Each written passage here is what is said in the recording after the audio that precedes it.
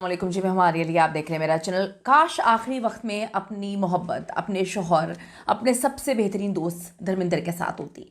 हेमा मालिनी साहिबा ने जी इनकी डेथ के बाद बहुत सारी चीज़ें खोली हैं, बहुत सारे दुख बताए हैं। वो दुख जो किसी को नहीं पता कि किस तरह से उनको इत्तला मिली, किस तरह से उनसे बहुत बड़े फैसले जो कि धर्मिंदर की ज़िंदगी के हवाले से थे वो नहीं पूछे गए। धर्मिंदर ने आखिरी दिन बहुत तकलीफ़ में गुजारे। वो तकलीफ़ क्या हेमा मालिनी को पता थी? क्या हेमा मालिनी को ये सच पता था कि धर्मिंदर जो है अब चंद दिनों के मेहमान है? अगर पता होता तो वो अपनी बेटी की और धर्मिंदर की बर्थडे का प्लान मीडिया पे एक्सपोज ना करती, उनको ये ना कहती कि हम एक ग्रैंड सेलिब्रेशंस करने जा रहे हैं। तो इसका मतलब तो ये है कि हेमा मालिनी को कुछ नहीं पता था। 2 हफ्ते पहले होने वाली मुलाकात के राज उन्होंने खोले हैं। हेमा मालिनी और धर्मिंदर के रिश्ते को किस तरह से ख़राब किया गया, किस तरह से जब धर्मिंदर जो हैं वो फैसले लेने की ताकत नहीं रखते थे तो वो फैसले कौन ले रहे थे उनके बिहाफ पर? क्या वो मुकम्मल तौर पे अपनी पहली फैमिली के कंट्रोल में जा चुके थे? इतनी तबीयत उनकी ख़राब थी? क्या उनके अंदर वो समझबूझ थी जो ही मैन के पास हुआ करती थी जब उन्होंने हेमा मालिनी से शादी की? आज की वीडियो में इस पर बात करते हैं। रिक्वेस्ट है चैनल को सब्सक्राइब करें, वीडियो को आखिर तक मुलाहिजा फरमाइएगा। मेरे धर्मिंदर के आखिरी अयाम बहुत तकलीफ दे गुजरे, बहुत तकलीफ में थे, लेकिन मैं कुछ नहीं कर सकी।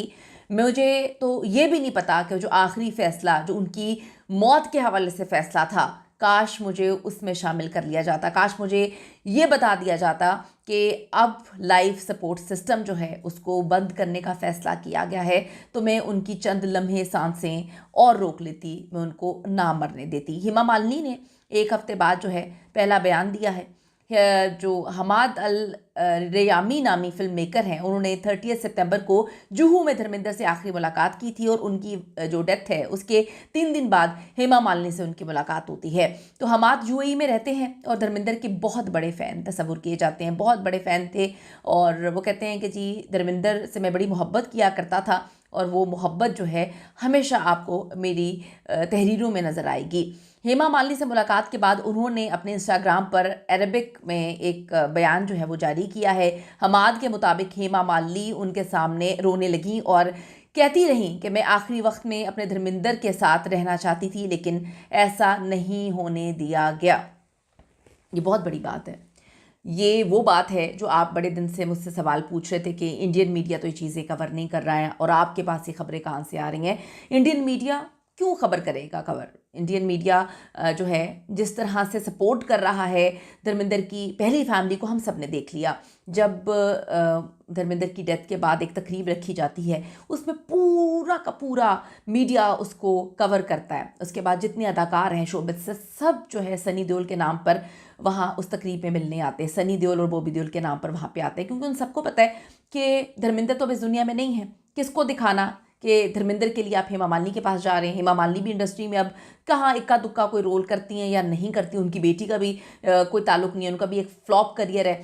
तो अब यहाँ पर करते धरते कौन है? सनी देओल हैं। सनी देओल की पूरी पीढ़ी है, आगे वाली नस्लें जो हैं वो भी फिल्मों में आ गई हैं। उनका बेटा फिल्मों में आ गया है, उनका भाई जो है वो इन्वेस्ट करता है फिल्मों में। 1000 करोड़ की इनके पास जायदाद है, नाम इनका समझा जाता है। और दूसरी हेमा मालिनी की साइड पे तो कोई बेटा भी नहीं है जो चीज़ों को लेकर आगे चले। तो इंडस्ट्री ने और जो मीडिया था उन्होंने इन दोनों घरों में से एक का इंतखाब किया। वो इंतखाब था धर्मेंद्र की पहली बीवी का इंतखाब, उनके पहले बीवी से होने वाले बच्चों का इंतखाब। ये वही पहला नंबर है जो इनके ख़ानदान में भी हमेशा रहा। हमेशा हेमा मालिनी चाहे जितनी मर्जी हसीन क्यों ना हो, जितनी मर्जी धर्मेंद्र की प्यारी क्यों ना हो, वो सेकंड वाइफ ही रही। सेकंड नंबर ही उनको पता है कि मेरा रहा और हमेशा वो सेकंड नंबर ही रहेगा। उनकी डेथ के बाद ये सेकंड नंबर उनको बहुत ज़्यादा चुभा, क्योंकि जब तक धर्मेंद्र जिंदा थे तब तो वो कहीं ना कहीं इक्वालिटी दिखाया करते थे। लेकिन जब धर्मेंद्र 89 ईयर्स उनकी एज थी, तो आप सबको पता है कि जब बंदा बीमार होता है, बुखार में बंदे को होश नहीं रहता, तो धर्मेंद्र तो बड़े अरसे से बीमार थे, तो कंट्रोल खो चुके थे वो अपनी बहुत सारी चीज़ों के ऊपर, शायद अपनी जायदाद के ऊपर, शायद अपनी पावर्स के ऊपर, या अपनी जो उनकी फैसला लेने की, हुक्म देने की पावर थी वो भी वो खो चुके थे। पहली बीवी के पास थे। तो ये जो हमाद हैं, इन्होंने जो लिखा है उनके मुताबिक हेमा मालिनी उनके सामने रोने लगी और वो कह रही थी कि आखिरी वक्त में मैं उनके साथ रहना चाहती थी लेकिन नहीं होने दिया गया। इस हवाले से 2 दावे इस वक्त सामने आ रहे हैं। एक दावा धर्मेंद्र की पहली बीवी प्रकाश कौर की नापसंदीदगी है और दूसरा बहुत ही अजीब है और ये धर्मेंद्र के हवाले से है। हेमा और धर्मेंद्र की मोहब्बत का रिश्ता 25 साल पहले टूट गया था। ये बड़ा अजीब सा एक दावा है। धर्मेंद्र ने हेमा मालिनी से 2 बातें कही थी, कभी सियासत में हिस्सा ना लेना, एक, दूसरा बेटियों को फिल्म इंडस्ट्री से दूर रखना, मगर हेमा ने उनकी बात नहीं मानी। अगर आप प्रकाश कौर के साथ कंपैरिजन करें तो वो हर बात मानती गई। कहा जाता है कि प्रकाश कौर तो उस वक्त भी खामोश थी जब हेमा मालिनी के लिए धर्मेंद्र ने उनको चीट किया। डेफिनेटली चीट किया, क्योंकि शादी थी, बड़े लंबा साथ था, 4 अदद बच्चे थे। वो ये कहकर निकले थे कि मैं इंडस्ट्री में अपना नाम बनाने जा रहा हूँ, काम करने जा रहा हूँ। वो ये कह के नहीं निकले थे कि अपने बच्चों को और तुम्हें जो है वो मैं धोखा दे दूंगा, तुम्हारे ऊपर मैं एक और औरत ला के बिठा दूंगा, तुम मेरी बीवी तो हो लेकिन तुम मेरी मोहब्बत नहीं हो, मैं एक और मोहब्बत करूंगा, यानी कि पहली मोहब्बत करूंगा। तो उस औरत ने, कहा जाता है, जो आर्टिकल्स छपे हैं जिसमें चीज़ें लिखी हैं कि प्रकाश कौर ने बहुत ज़्यादा जो है वो सब्र किया। उन्होंने कभी भी धर्मेंद्र को इस हवाले से कुछ ना कहकर अपना घर जो है और अपने बच्चों को टूटने से बचा लिया। अब जी हेमा मालिनी के हवाले से बात है कि जो दावा इस वक्त सामने आ रहा है कि उन्होंने दोनों बातें नहीं मानी। उन्होंने इलेक्शन भी लड़ा, बेटियों को फिल्मी दुनिया में मुतारिफ भी करवाया, बात जो भी हो, लेकिन हमाद के मुताबिक हेमा मालिनी ने उन्हें बताया कि धर्मेंद्र के हालात बहुत ख़राब थे और वो खुश नहीं थे।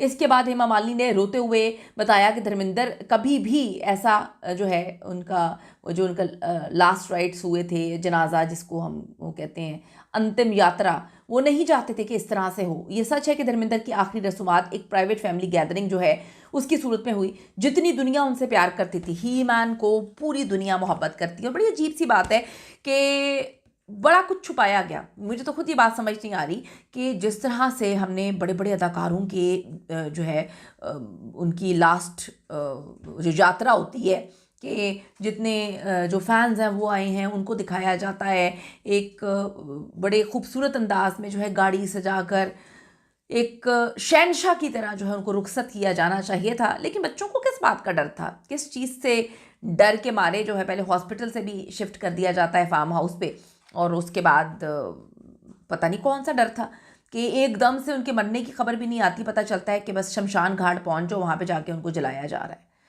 तो वो फैंस जो धर्मेंद्र से बड़ी मोहब्बत करते थे उनको तो मौका ही नहीं मिल सका। तो ये बड़ा मिस्टीरियस था। डेफिनेटली उनकी बीवी ये बात सही बोल रही हैं, हेमा मालिनी, कि वो बड़ा एक आखिर में जो उनकी अंतिम यात्रा थी वो एक बहुत बड़ी और बड़ी लाविश किस्म की चाहते थे, जो कि उनकी आखिरी विश को पूरा नहीं किया गया।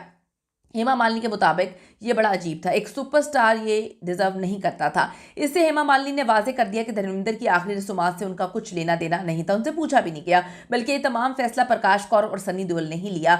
लेजेंड अदाकार धर्मेंद्र की मौत के बाद 2 खबरें भी सामने आई। धर्मेंद्र की डेथ न्यूज़ नहीं बल्कि आखिरी रसूमात की खबरें सामने आती हैं, और दूसरे नंबर पर हेमा मालिनी और बेटियों ने को बाइकआउट करवाया जाता है, या उनको निकाल के दूध में से मक्खी की तरह फेंक दिया जाता है। भाई ईशा देओल जैसे आखिरी लम्हात में भागते हुए शमशान घाट पहुंची, वो किसी से ढका छुपा नहीं है। धर्मेंद्र की डेथ के बाद उनकी 450 करोड़ की जो जायदाद है, इसकी तकसीम भी एक बहुत बड़ा मुअम्मा है। लेकिन हम ये बात करेंगे कि जो हेमा मालिनी का दुख है वो सब ने देखा कि सारी ज़िंदगी जो छुपा रहा कि वो सेकंड थी और सेकंड ही रहेंगी, हमेशा सेकंड की तरह ही उनको ट्रीट किया गया। ये उनके मरने के बाद पता चला कि वो थी तो बीवी, लेकिन वो कहीं पर नहीं थी। अपनी कीमती राय ज़रूर दीजिएगा इस हवाले से। See you in the next video.